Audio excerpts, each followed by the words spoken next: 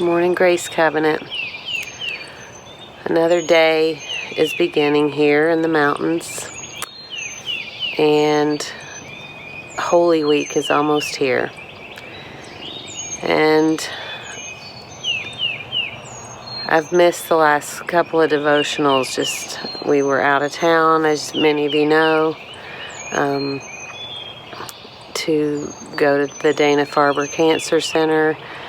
And then, I think the week before that, I just, was exhausted and forgot. And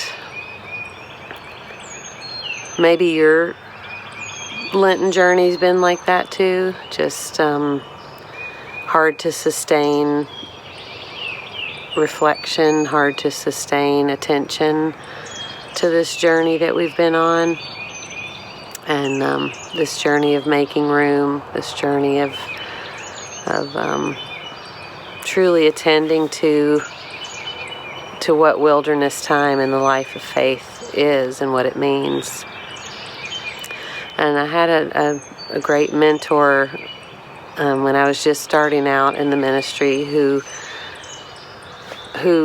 really invited me not to think of those things as distractions or deviations from the walk of faith, but that God's presence in our forgetting or in our struggle to sustain a discipline is really where we meet God in a palpable way, in a transformative way. And I try to keep that in mind in these times, and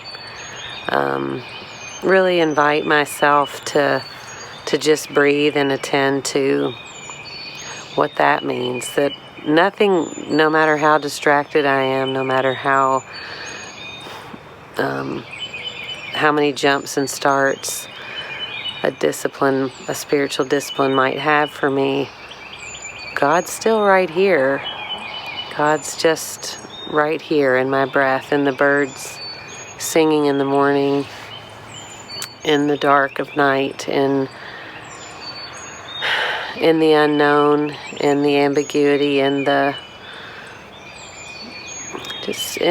sorrow, and in the distraction. So as we approach Holy Week, I do invite us all to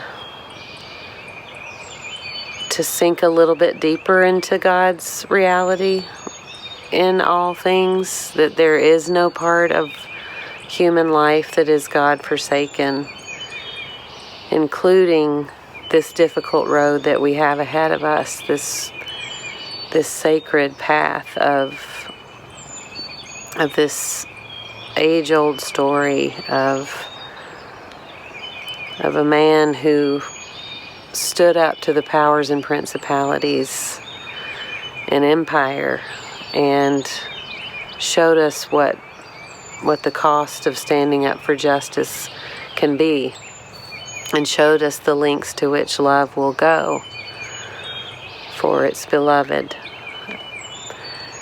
and showed us what it means not to fear death, but to embrace the mystery of God's eternity and the promise of beloved community. So we enter into this Holy Week with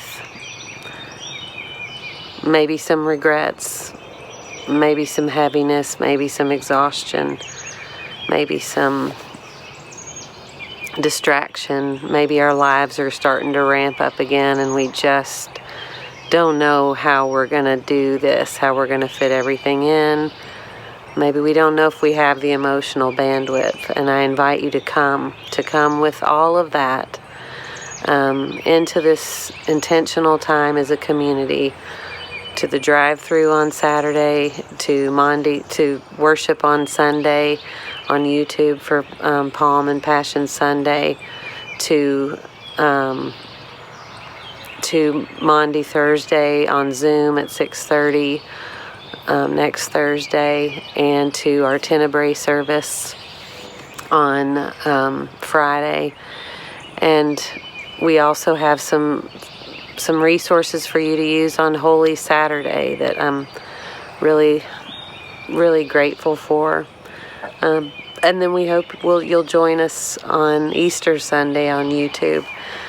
And I really hope, Grace Covenant, that you won't just come to Easter Sunday, because the road that gets us there and the ability to understand how God's love encompasses all of life, the sorrow, the tragedy, the injustice, the grief, the unknowing, the hopelessness, and the new day, and the resurrection, and the new life.